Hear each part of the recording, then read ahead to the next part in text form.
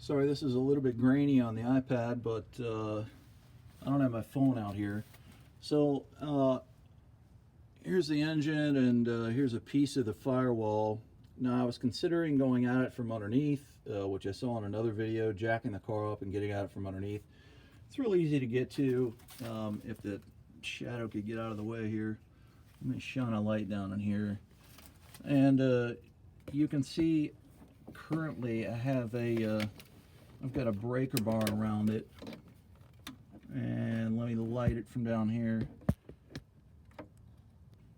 So you can see the kind of end of it.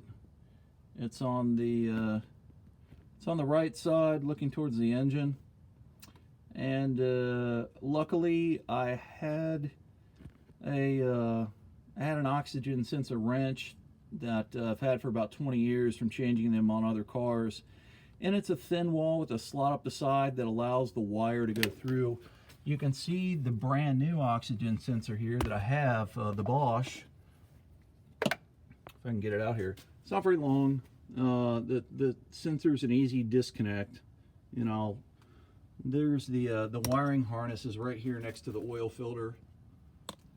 And it comes protected, the end of the sensor is protected by this plastic piece, and there's already grease on the threads to help you when you torque it down. And I found the setting somewhere on the web. I'm gonna have to look at them again, but I think it's like 37 nanometers or something like that. I'll look at it before I torque it back down, but I'm gonna keep this on till I put it on there. So it's not a very long one. And this is the end on the upper, and you can see one of the leads is not actually connected. Let me see if I can show you here. So facing with a round end on the left, this one up here in the corner doesn't have an electrical connection to it. There's only 5 wires, 1, 2, 3, 4, 5 on this particular one.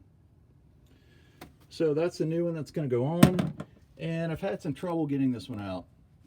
It's really hard to get leverage in there, so I put a breaker bar on it, and this is my this is actually a larger 1/2-inch breaker bar.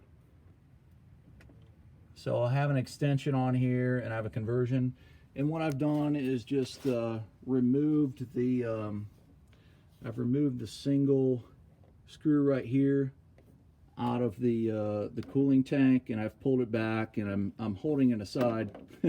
I couldn't find a bungee cord, so this is in a lot of automotive repairs that I do, I make stuff up. I've just hooked a pull line to something to hold it out of the way for me, because I need another hand. And I thought I broke something initially. This was really, really tight. This is one of the most difficult things that I've ever had to unscrew, besides like a brake retention bolt.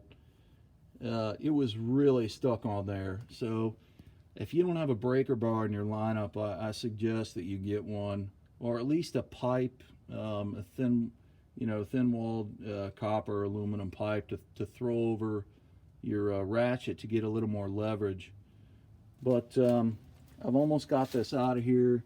I've got a couple more pulls to get it out, and it's really in there tight. It's squeaking every time I turn it.